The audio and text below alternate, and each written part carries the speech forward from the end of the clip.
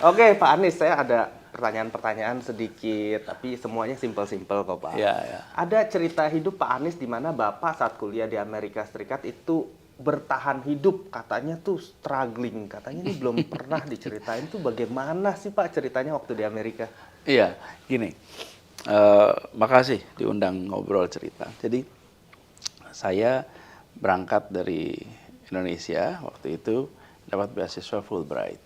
Oke, Kemudian beasiswa itu hanya untuk sendiri. sendiri. Tapi dalam prakteknya saya berangkat dengan anak dan istri. Oh, itu tahun berapa tuh Pak? Itu tahun 96, 97. 96. Oh, udah sama anak istri? Belum, sama istri. Oh, sama Kemudian istri. melahirkan dan lain-lain. Jadi akhirnya kami berkeluarga di Amerika. Oke. Nah, jadi beasiswa, sebenarnya saya meneruskan PhD. Nah, PhD di sana juga saya dapat beasiswanya dari kampus. Nah, biaya hidup di sana itu ya cukup tinggi ya. Sementara pendapatan yang saya dapatkan dari kampus. Oke. Karena itu selisihnya jauh. Saya beri contoh aja. Misalnya saya terima per bulan itu $970. Oke. Kemudian pengeluaran untuk apartemen aja 640. Wah, susah tiga. Kebayang kan sisanya berapa tuh untuk sebulan. Jadi saya harus tarik pendapatan tambahan. Iya. Nah, disitulah kemudian saya kerja macam-macam pekerjaan.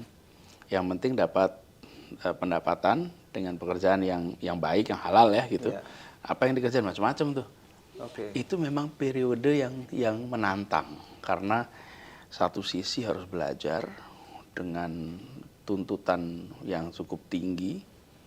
Di kampus itu kalau baca sampai malam, jumlah bacaannya banyak sekali. Bacaan itu bukan banyak sekali. Banyak. Ada Banyak bukunya. sekali. Jadi Oke. misalnya gini, kalau seminggu kita harus baca 1.300 sampai 1.600 halaman per minggu. Per minggu. Dan satu kelas tuh kecil, 5 orang, 6 orang, satu kayak meja makan gitu. Iya. Kelasnya tuh bukan kayak kelas yang masif karena Bukan kan kayak S1 ya, bisa ratusan orang enggak, ya. Kalau 5 PhD, orang, cuma 6 5 orang gitu. Dan kalau nggak baca juga ketahuan. Dan kita semua kan berdiskusi, mendiskusikan apa yang kita baca gitu. Nah, satu sisi tuntutan itu tinggi, kemudian di sisi lain harus cari extra income. Jadi saya kerja macam-macam. Saya pernah bekerja mengurusi ulat-ulat. Ulat. Ulat. Ulat. Ya. Ulat apa tuh, Pak? Ulat, caterpillar. Ulat gitu. Ya, Oh, ulat bulu. diapain, Pak? Ulat bulu. Iya. Jadi ini saking kita nyari pekerjaan nih. Ada teman yang bekerja yang sedang PhD di bidang biologi. Oke. Terus saya cerita saya lagi cari kerjaan, dia bilang ada tuh tempat saya kalau mau ngurusin ulat. Oke. Jadi, Ini di Amerika Di nih. Amerika. Jadi labnya itu dalam labnya dia ada sekitar 1.200 ulat. Oke. Dikotak-kotakin kecil-kecil. Iya. Oke. Kemudian tugas saya merawat. Merawat itu gini. Diambil jadi ada daun di situ, ada kapas. Oke. Kapas itu untuk air sama lembab. Oke. Jadi saya ganti daunnya, terus pupnya ulat itu diambil, Oh, dibersihin. kemudian diganti daun yang baru, Oke. kapasnya diganti, dikasih air lagi.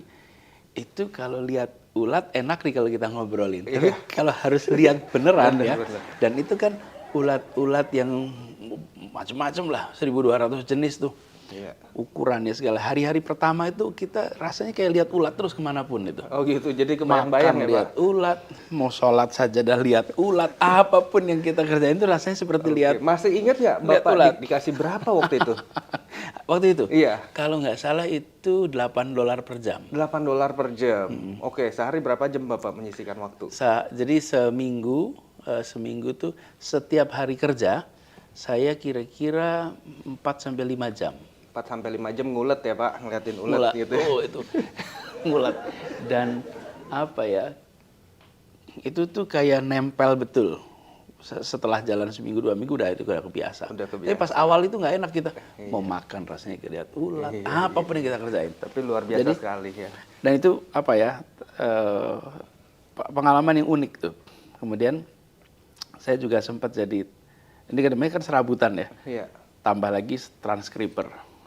Transcriber. Kalau sekarang ya kalau kita ada orang ngomong kan Bikin sudah kontennya. pakai udah direkam, Iya. terus kalau bisa keluar langsung jadi teks ya. Oh, iya iya. Kalau iya. zaman dulu kan Diketik waktu ya? itu masih pakai kaset. Iya, iya. Kaset recorder. Jadi peneliti-peneliti yang mereka memiliki kaset-kaset banyak hasil wawancara, Iya. wawancaranya itu harus ditranskrip. Oh, Nah, mereka cari tenaga transkrip mesin tik atau komputer tuh? pakai mesin tik. Mesin tik. Enggak, pakai komputer. Tapi komputer ketik gitu, keyboard. Iya. Nah, terus saya pinjam alat playernya itu yang stop play-nya pakai kaki.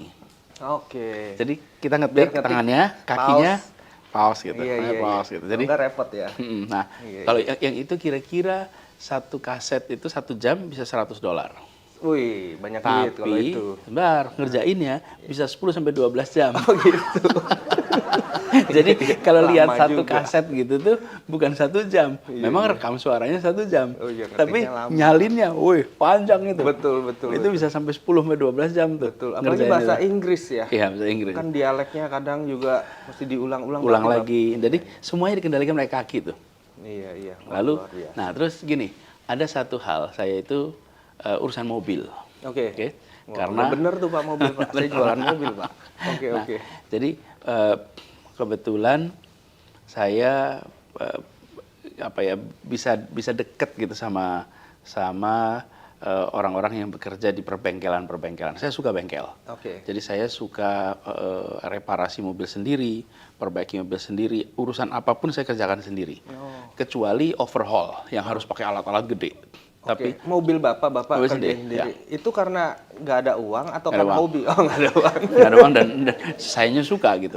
Jadi saya tuh pernah sampai tangan itu karena bekerja ngurusin ini bensinnya kan nempel di tangan tuh. Iya. Itu dicuci baunya nggak hilang. Iya.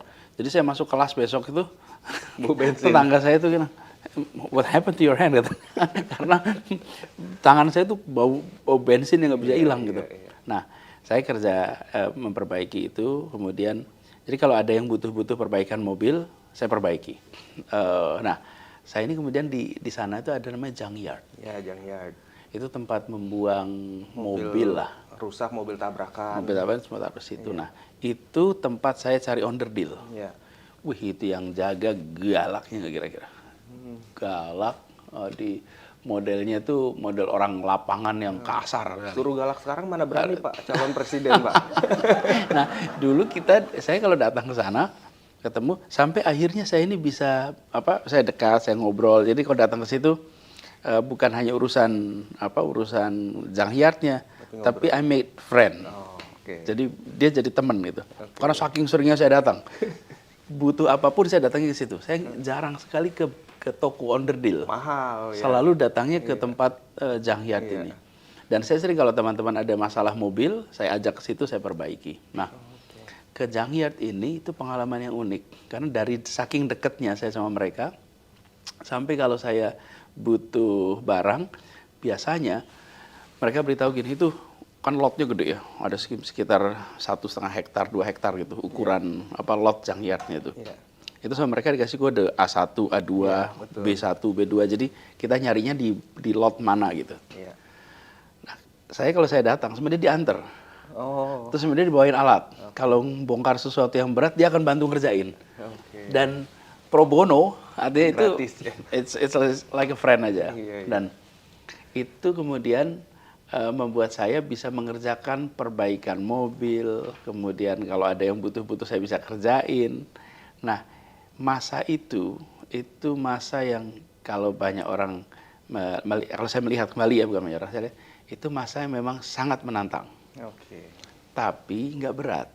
Kita Sangat menikmati. menantang tapi nggak berat. Sulit ya, tapi nggak berat. Berat itu kan rasa ya. Iya, ini jiwa pemimpin sejati nih. Nggak bilang Jadi- sulit, nggak bilang tapi berat, tapi menikmati ya, menantang ya. Menantang. Oke. Jadi ini perlu tantangan.